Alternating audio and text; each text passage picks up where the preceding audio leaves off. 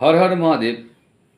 আজকে আমি একটা নতুন বিষয় অর্থাৎ আপনাদেরকে সকালেই জানানো হয়েছিল যে সন্ধ্যাবেলায় সিংহ রাশির এই সারা বছর যে বাকি জুন মাস থেকে রয়েছে সেই সময়টা কেমন যেতে চলেছে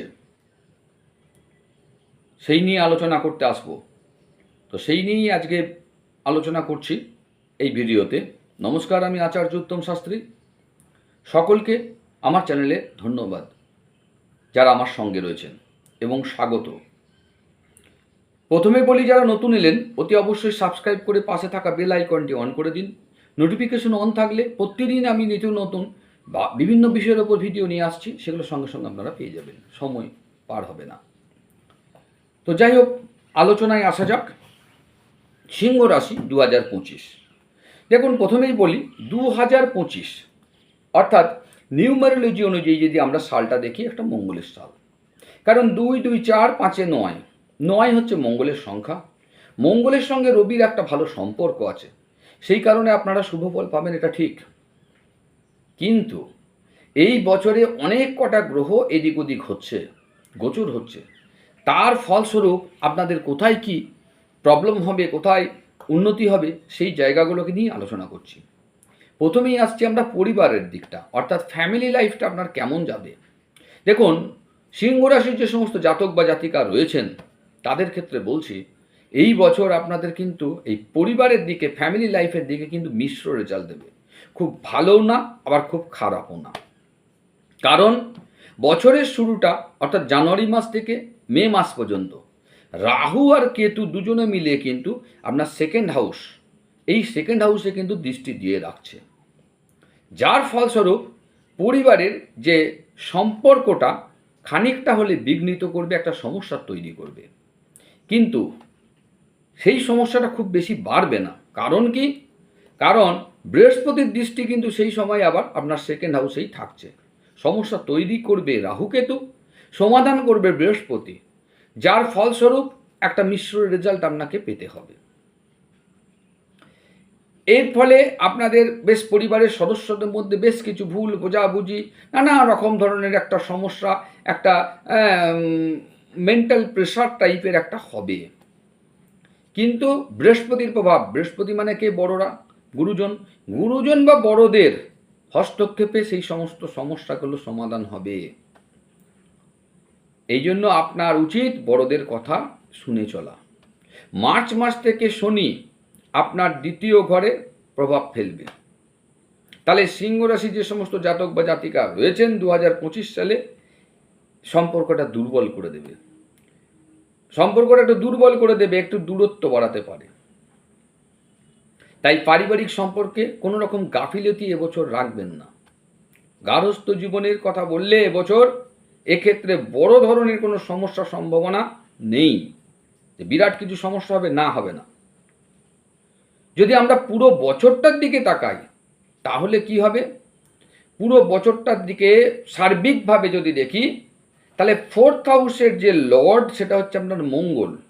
ওভারঅল গড়পড়টাই আপনার কম বেশি ভালোই থাকছে, যার জন্য মাঝে মাঝে কি বললাম, সম্পর্ক খারাপ হলেও মঙ্গলের প্রভাব কিন্তু আপনাদের উপর থাকবে, যার জন্য আপনারা কিন্তু মঙ্গলের একটা অনুরূপ সমর্থনও পাবেন। সেই কারণেই একটা মিক্সড রেজাল্ট আপনারা কিন্তু উপভোগ করবেন। স্বাস্থ্যর ব্যাপারটা যদি আসি, তাহলে হেলথ ব্যাপারটা নিয়ে খুব বড় কোনো হেলথ ইস্যু হবে না, এটা ঠিক। কিন্তু বছরটা হেলথের ব্যাপারে খুব একটা ভালোও না। বছরটা খুব একটা ভালোও না হেলথের ব্যাপারে। এই বছর আপনাকে অবশ্যই স্বাস্থ্যের প্রতি যত্ন হতে হবে, তা নাহলে কিন্তু ভালো রকম আপনাকে ভোগাতে পারে। বছরের শুরু থেকে মার্চ মাস পর্যন্ত শনিদেব আপনার প্রথম ঘরকে থেকে সপ্তম ঘরে দৃষ্টি দেবে। ঠিক আছে? তাহলে সপ্তম, প্রথম আর সপ্তম এই যে দৃষ্টিটা তার থাকছে, যার ফলে আপনার লর্ডের ওপর যখন দৃষ্টি থাকছে, লগ্নের ওপর, ফলস্বরূপ আপনাকে কি হবে? অলসতায় ভোগাবে, গাঁটে ব্যথা, জয়েন্টে পেন, এইসব নিয়ে ভোগাতে পারে। ঠিক আছে? মার্চ মাসের পর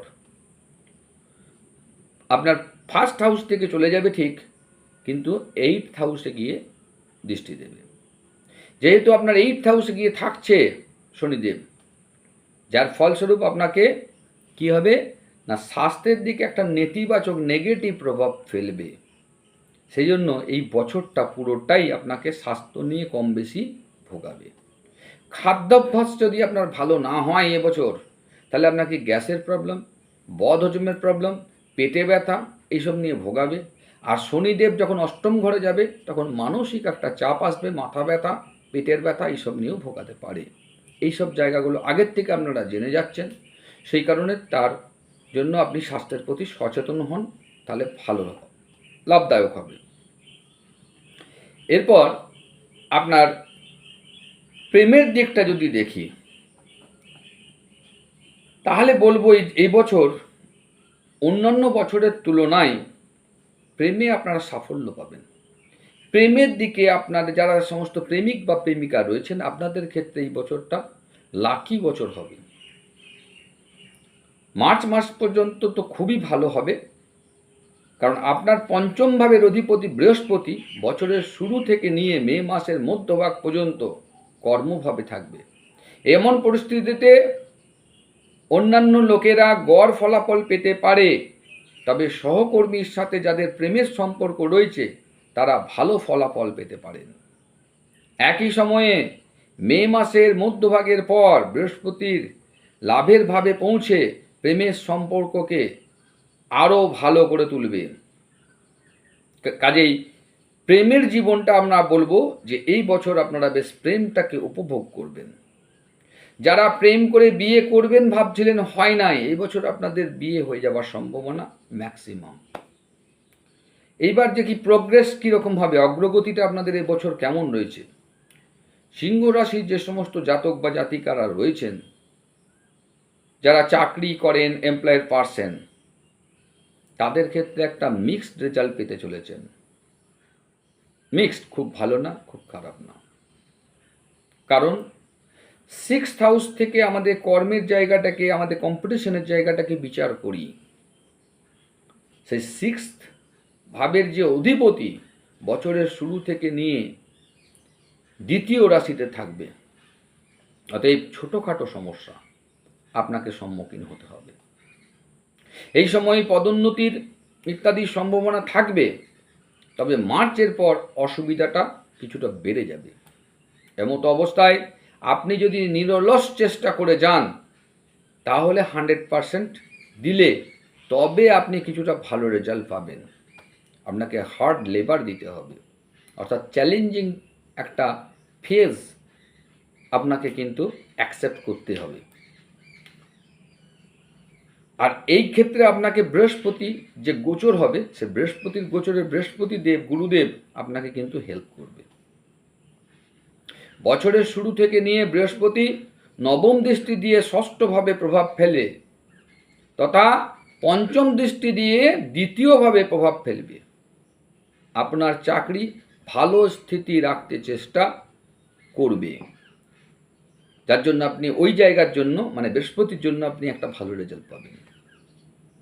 মে মাসের মাঝামাঝি পরে বৃহস্পতি লাভের ভাবে পৌঁছে যাবে, বিভিন্ন বিষয়ে আপনাকে সমর্থন করতে চাইবে। কাজেই সব বিষয়ে আমরা বলতে পারি যে 2025 সাল আপনার কাজের জন্য কিছুটা চ্যালেঞ্জিং হবে, তবে যারা হার্ড লেবার দেবেন তাদের ক্ষেত্রে ফলাফল আপনার নিজের পক্ষেই থাকবে। টাকা পয়সা বা ইনকামের জায়গাটা যদি দেখি, সেটাতে আমরা কি দেখতে পাচ্ছি না, সিংহ রাশির যে সমস্ত জাতক বা জাতিকাগুলো রয়েছেন, যারা আমার ভিডিও দেখছেন, তারা জেনে রাখুন এই বছর আপনাদের কিন্তু আর্থিক ব্যাপারটাতেও একটা মিক্সড রেজাল্ট দিতে চলেছে। হ্যাঁ, এই সম্বন্ধে একটা সাবধান করে রাখি। কিছু কিছু সিংহ রাশির জাতক বা জাতিকা আছেন যাদের অপ্রত্যাশিত পয়সা একটা আসার সম্ভাবনা বিরাট। সাবধান। কেন সাবধান? কারণ ওইটা সম্ভবত নেগেটিভ পথে আসতে পারে, যার ফলস্বরূপ ভবিষ্যতে আপনাকে ভয়ঙ্কর পরিবেশ পরিস্থিতির সম্মুখীন হতে পারে, তৈরি করতে পারে, অর্থাৎ জেল পর্যন্ত হওয়ার সম্ভাবনা রয়েছে। সেই জন্য লোভনীয় কোনো প্রলোভনে আপনারা পা দেবেন না, আগের থেকেই ওই জন্য সাবধান করে রাখছি। বৃহস্পতি পঞ্চম দৃষ্টি দিয়ে ধন ভাবকে দেখবেন কখন? না, মে মাসের মধ্যভাগ থেকে, যা আপনার সঞ্চয়কে বাড়াবে এবং সেই সঞ্চয়কে আপনি সুরক্ষিত করার চেষ্টাও করবেন। মে মাসের মধ্যের পর বৃহস্পতির লাভ ভাবে পৌঁছে আপনার আর্থিক পক্ষকে আরও মজবুত করে তুলবে। আমদানির স্রোত চারিধার থেকে হবে। ঠিক জুন মাস এর লাস্টের দিক থেকে দেখবেন, বা জুন মাসের প্রথম দিক থেকেই হতে পারে এটা। চারিধার থেকে আপনার বললাম কি অপ্রত্যাশিত পয়সা আসার একটা সুযোগ হয়ে যাবে। শুধুমাত্র নেগেটিভ পথগুলো আপনারা বর্জন করবেন। মার্চের পর সময়টি কি হবে? শনির দ্বিতীয়ভাবে প্রভাব কিছুটা কঠিন পরিস্থিতির মধ্যে দিয়ে ফেলতে পারে। সিংহ রাশির যে সমস্ত জাতক বা জাতিকা রয়েছেন 2025 সালে অনুসারে, একদিকে যেখানে বৃহস্পতি আপনার আর্থিক দিকটাকে বেশ মজবুত শক্তিশালী করার চেষ্টা করছে, অন্যদিকে আপনার রাহু, কেতু এবং শনিদেব সেটাকে দুর্বল করার চেষ্টা করছে। সুতরাং এইভাবে সমস্ত গ্রহের যে হেরাফেরিতে এই বছরটা আপনাদের একটা মিক্সড রেজাল্ট দিতে চলেছে। কিছু কিছু জায়গায় বললাম যে সাবধানতা অবলম্বন করতেই হবে, তা না হলে এর ফল কিন্তু আপনাকে ভুগতে হবে। আর্থিক দিক আপনাদের মজবুত হবে, এটা ঠিক, কিন্তু নেগেটিভ পথ আপনাকে যেন ভাসিয়ে না নিয়ে যেতে পারে, সেই জায়গাটাকে একটু সংবরণ করতে হবে। কেন? এখানে রাহুর প্রভাব রয়েছে। রাহুর প্রভাব যখন থাকে মানুষকে কিন্তু প্রলোভন দেখায়, আর সঙ্গে শনির দৃষ্টি থাকছে, যার ফলস্বরূপ কর্মের রেজাল্ট কিন্তু পেতে হবে। সেই কারণে বারবার আমি ওই জায়গাটাতেই আমি জোর দিলাম। প্রতিকার স্বরূপ আপনারা কি করতে পারেন? প্রতি গুরুবার অর্থাৎ বৃহস্পতিবারে বারে কিছু কাঁচা বাদাম আপনি মন্দিরে দান করুন। প্রতিদিন ঘর থেকে বেরোনোর সময় কেশরের তিলক নিয়ে বেরোন। যাদের গুরু নেওয়া আছে সেই গুরুর প্রতি বিশ্বাস রাখুন, ভরসা রাখুন। গুরুদেবকে সকাল সন্ধ্যে ডাকুন, গুরু মন্ত্র জপ করুন। ওম গুরুবে নমঃ। যাদের গুরুদেব নেওয়া নেই তারা এই মন্ত্রটি জপ করুন, ভালো রেজাল্ট করতে পারবেন। আর কি? চাঁদির টুকরো অর্থাৎ রূপোর টুকরো, চৌকো, একদম চৌকো হতে হবে, সেইটিকে একটা বানিয়ে নিন, পকেটে প্রত্যেক দিন রাখুন সব সময়ের জন্য। শোয়ার সময় বিছানায় মাথার তলায় রেখে দেবেন, অর্থাৎ বালিশের তলায়। সকালে আবার স্নান টান করে নিয়ে মন্ত্রতন্ত্র জপ করে যখন ঘর থেকে বেরোচ্ছেন পকেটে নিয়ে বেরোবেন। বছরটি খুব ভালো যাবে, একদম 100% মিলবে। আমার যে ভবিষ্যবাণী দেওয়া আছে দেখে নিন যে 100% মিলবে। তো যারা এখনো পর্যন্ত লাইক সাবস্ক্রাইব করেননি অতি অবশ্যই লাইক সাবস্ক্রাইব করে ফেলুন। কমেন্টে হর হর মহাদেব লিখুন। ধন্যবাদ। হর হর মহাদেব।